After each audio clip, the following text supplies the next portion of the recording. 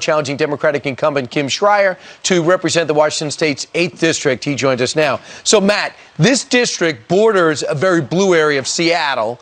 You know, you've won it before in the AG race.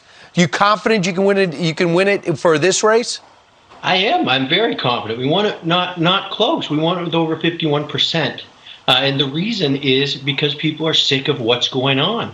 People want leadership on these issues, especially in the 8th District. And it's because they don't want these crimes and this violence creeping out of Seattle and into their communities.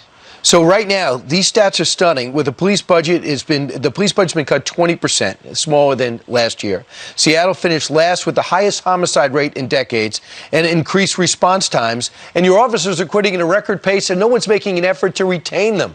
How could you really change something should you get this seat? Oh, absolutely. You can change it by speaking up. The big problem with our police force is morale. They feel like nobody has their backs. And these are men and women who bravely put their lives on the line every day for us. And nobody is getting their backs. And from Congress, it's a shame. The radical Democratic left isn't saying a word about any of this stuff. And it's time someone like me went back to Congress and had the backs of our men and women in blue. And by doing that, you create a leadership. You create the ability to speak up on these issues, and you can draft laws to fix this stuff. So a mayor a year ago talked about the summer of love, where people in the middle of a pandemic, we're going to forget about laws and gather in the city, and you're going to not allow cops to come in. But yet there wasn't much pushback. And when the president at the time, President Trump, tries to put some national federal law enforcement officials in there, there's blowback. Do you think some people have been converted, people that thought that was a good idea? Do you think they've really changed that much? I think they're coming around, yeah, because a lot of these crimes affect them. They're shop owners. They're people who have businesses in the area, and they can't even conduct business. They're getting broken into, robbed, vandalized.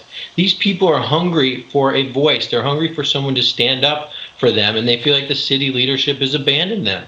And this isn't just a Seattle problem. This isn't just a problem in Washington State.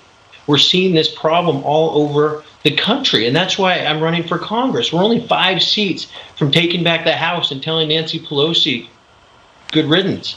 And this is a swing state, a swing district that I'm running in. We can actually win this district, and I did win it with over 51% in my last Attorney General race. So we know there's a path to winning it.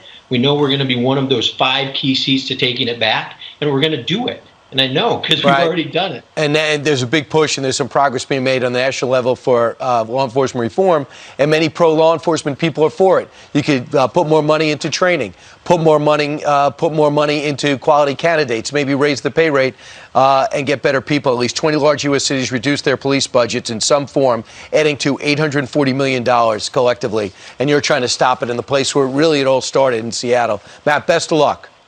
Thank you so much. Thanks for having me on. You got it.